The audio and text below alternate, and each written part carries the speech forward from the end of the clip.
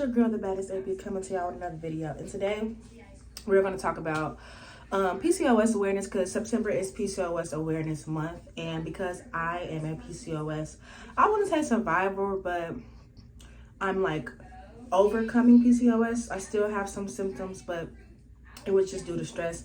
And I will, like, when we get into things, I'm going to give y'all a slight life update. It's literally going to be very brief because I want this video to be short. Because your girl is participating in Vlogtober. I know y'all have not seen me in a very long time. And that's just because life was life, and y'all, I did not have time to get into it. So we're jumping right into the slight intro or update, my bad. So yeah, like, life was lifing. Y'all know I quit my do y'all know that? Oh yeah, girl quit my job, some more shit, and a lot of relationships. Life was just lifing. My health went bad, but y'all can get that in one of my very first Vlogtober videos, which is gonna be Sunday. So y'all stay tuned, and we participating. We killing the whole fourth quarter. So just be expecting to see this pretty little face of mine. Very much so often. So jump right into PCOS. PCOS stands for polyos ovarian cyst syndrome. Anything I say will be right here or right here, so y'all have references of what it looks like, what it means. And then if y'all don't know what cysts are, they're just like basically like a ball of pus or mucus, but basically it's when cysts or cells forget how to die and just start collecting. And then with PCOS, you get multiple. I think you can get like in each ovary up to 1 to 12. So it says 24 online, but I guess because you have 2 ovaries, you can get up to 12 in each. So the last time I got tested and got like an ultrasound look at my uterus, I had 2, and that was that last year? I don't remember. Excuse me. I think it was last year. There is really like no cause. When you Google it, it says genetic. And I'm just gonna go like from the brief, and then I'm gonna break it down, right? So when you Google it, it's gonna say it is genetic. There's really no cause, and the treatment, it kind of depends on you if it's effective. But the treatment that they are prescribing women with PCOS, depending on like the severity of your circumstances, metformin, which is also a diabetic drug. Because my parents are diabetic, I knew that, and it causes you to go to the restroom a lot, like a lot. Hormonal birth control, regular birth control, like to regulate your periods and kind of like ease some of the symptoms. But if you're like suffering from hermatus, and I feel like I'm saying it wrong, but anything I say wrong is going to be right here. But it's the condition that causes you to have facial hair or really bad acne. They don't really have treatment for that. They like, just if you have severe acne, they recommend you to a dermatologist. But again, PCOS is basically a hormonal imbalance. I did not say that in the beginning. I should have said that. PCOS is a lack of estrogen or sometimes testosterone. Just, your hormones are out of balance, which will cause the symptoms of facial hair or acne, irregular periods, infertility, which is a lot because again, for me, example, like sometimes I'm on my period, sometimes I'm not, sometimes sometimes I'll skip a month, and sometimes I won't get off my period. So that's just like what some of the symptoms look like. Another symptom is like fibroids, extreme depression, extreme like heightened sex drive. And again, these are all things due to the hormone imbalance. And some ways that they treat that, like I mentioned earlier, is birth control, is hormonal birth control, which is, to add some of those hormones that are missing. Like if you are lacking in estrogen. Sometimes like they give you vitamin B complex. Maca root is a good one. I took that. Spearmint teas, red leaf teas. Now the natural side, like the maca root, the teas, and the vitamins, they kind of recommend the vitamins, the vitamin B complex.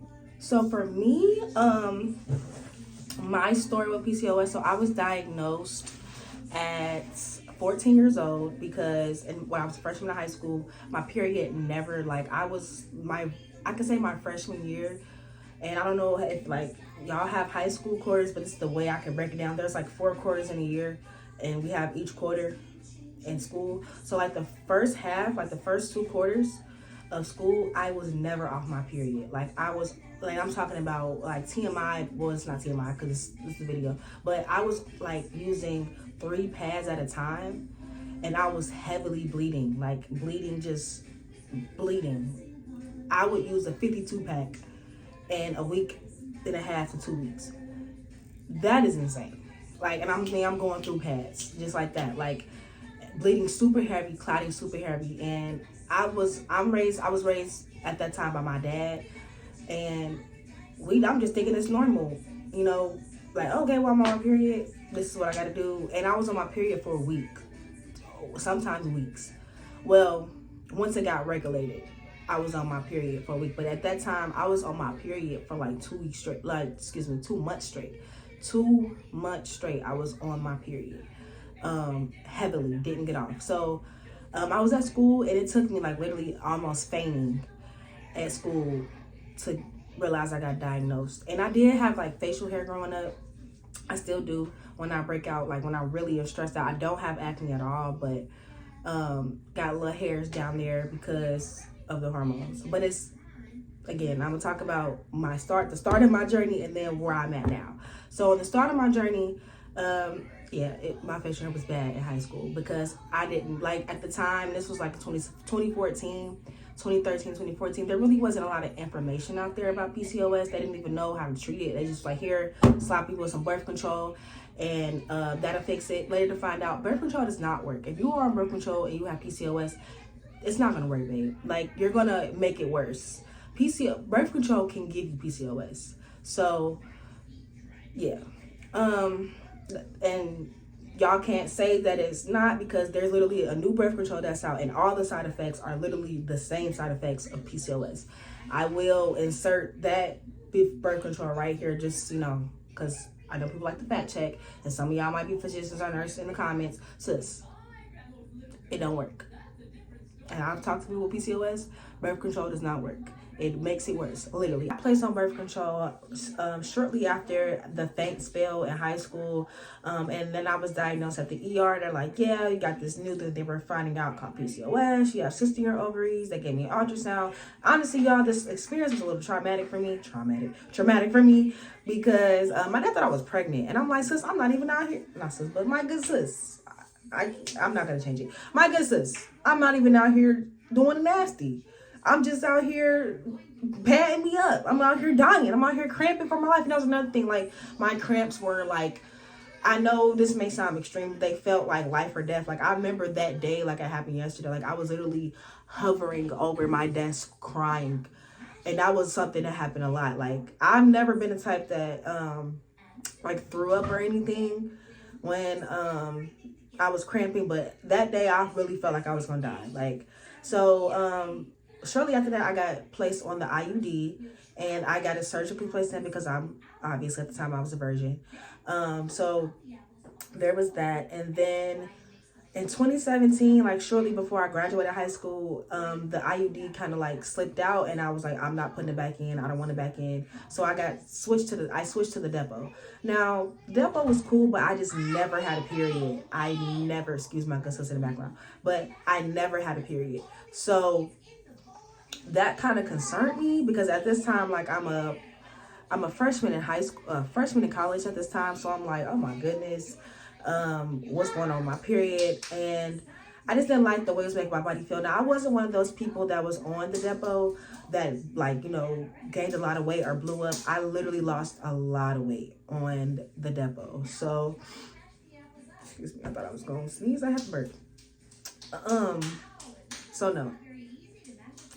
Fast forward, around 2018, 2019, I decided to take myself off birth control completely because I did not like what it was doing to my body. I just didn't like the way I was feeling. I was really depressed. To me, it was just a fix for my period, but not for like the facial hair or anything like that. I felt like, honestly, birth control was making it worse, and it was. And I had to do a lot with my diet too. I was eating very bad, junk food, dairy, a whole lot of dairy, natural. So I started doing my own research, and it definitely started with stress. At that time, I wasn't stressed, but I was stressed. So I started, helping myself spiritually.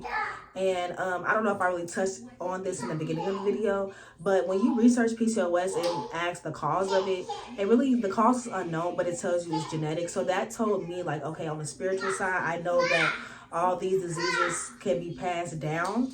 So eventually I realized, like, okay, this is a sexual trauma type of thing, because I also researched, and I was a victim of sexual trauma at an early age. So that was a sign to look for, like if you were experienced any sexual traumas earlier in your childhood or before puberty, that kind of can trigger that too, along with, you probably got, if you are a person of color, especially if you are a Black woman or identify as a Black woman, you got some of that sexual trauma from slavery, from what we had to endure, what our ancestors had to endure. So it's a lot of that too, energetically. So I began praying. I did yoga. I would do these things to, like, release the energy that is stored in my uterus, on top of yoni steams. Yeah, I had to, that's a daily practice as well. Prayer, meditation, yoga, and and stress. That has a lot to do with PCOS. So, you could be since you already, excuse me, are unbalanced, things get heightened. So I noticed that, like, if I don't practice my spiritual tasks and I'm not, like, taking a natural regimen, I see the difference. But another thing that I had to change was, at that time, like I said, I was eating horribly. I became vegan. So I'm not telling y'all to go vegan, but I am saying there is a strict diet that you have to follow as a PCOS member. I'm gonna call it that shit. PCOS member. It's something that you gotta change. So, like, babe, no dairy. You should not be eating dairy. Nothing that's gonna inflame you. No red meat. Hold the lamb chops, Bookie. Hold the steak. Hold the pork. Hold the ribs. You can't eat that. Cut it out. No bacon. Turkey, chicken, no steak, no filet mignon, none of that. We don't need none of that. Nothing. No red meats, no dairy, nothing white. No white sugar, no white flour, no white bread. You really shouldn't be eating bread too. Like, cut the carbs out. We want to increase our protein intake, so we need to be eating stuff like salmon and chicken and turkey, stuff that is higher protein if you don't want to go vegan. And if you choose to go vegan, we can do chickpeas, avocados, almonds, spinach. Just a lot of things that has high protein that's plants. So I want to get that through to a lot of us out there. You do have to change your diet. You have to change, like, that's one of the biggest things you have to do. If you do nothing else, change that diet. Along with exercise. I am a gym baddie. I love working out. I work out all the time because it helps with stress that comes with PCOS. It helps with the depression, and it helps just lower the symptoms, because a lot of women who suffer from PCOS are overweight. So it was overweight at the time. So when, like, in high school, I was very overweight. I was eating horribly. So if you are overweight, you need to start working out and just moving your body. And there's actually, depending on, like, the severity, that's why I was saying earlier in the video, you need to get your blood and stuff tested. So you could just, before you do anything, you should get your blood tested, change your diet, figure out ways to lower your stress. That's why I said prayer, meditation, journaling, and yoga. Going to the gym, changing your diet, eating more healthy. And I would even say, as far as meal prep, like, a thing that I noticed with PCOS, I start cooking my own meals, and I've seen the drastic change. And if you're going to eat chicken or any type of meats, make sure that they're hormone free, because in this country, in America, a lot of our chickens, especially the chickens, have hormones in it. So please, even if you're on a budget, please watch what you're eating. Please make sure that you're health and food conscious. Treatment options, natural treatment options for me, because I'm not gonna lie, I was not doing metformin because I knew I'm not taking the same medicine my parents were taking for diabetes. I'm not doing that. And I know what it does to them. No. just whatever medications are, birth control. I wasn't doing that. I wasn't doing that either. Like my still to this day, my OBGYN tried to get me on hormonal birth control. I'm like, girl, it's not happening. Mecaru, I can definitely say I was feeling better. Vitamin B complex, slippery M, red raspberry tea. If you are suffering from facial hair, spearmint tea freaking works. I just fell off, but spearmint tea works like a charm. Drink 2 to 3 cups a day and you will see the difference. There is companies out here that service PCOS. Like, I can give you one, the Goddess Collection, and I will list more right here. But yeah, they are a great company. They have amazing reviews. She has 5-star reviews. There's so many natural remedies. There's books out there, natural remedy books that I can put right here. I can put pictures of right here. It's just I want to bring awareness to the people, because some people, a lot of women, especially women of color, have PCOS and don't even know it. If you got that little mustache, you got a little chin hair that you gotta wax, baby, go get that blood tested and let's see what we talking about. Let's see what I can do. As far as consistent PCOS videos, I do want to post at least once a month on awareness and like update on my PCOS, because before I even go to where I'm about to say, if you suffer from facial hair, 2 things you need to make sure that you are doing heavily, along with the other treatment tips I said. You need to either waxing and all that, it's not gonna work, baby. Been there, motherfucking done that. I did waxing, I did threading. It's not gonna do anything. What I've seen the best results and how I got this pretty ass skin, ideal image, meaning laser hair removal. That shit, I'm not gonna lie to y'all, that shit worked, but it hurt like a motherfucker. It hurts.